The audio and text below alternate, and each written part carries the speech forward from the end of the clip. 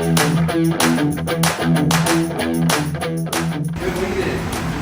Shane with Pot O'Gold Kustoms here. We're doing our open house today.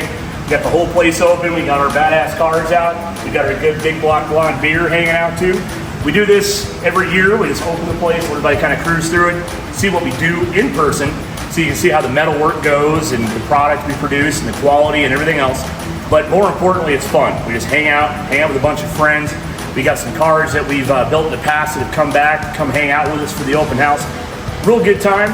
Stop by.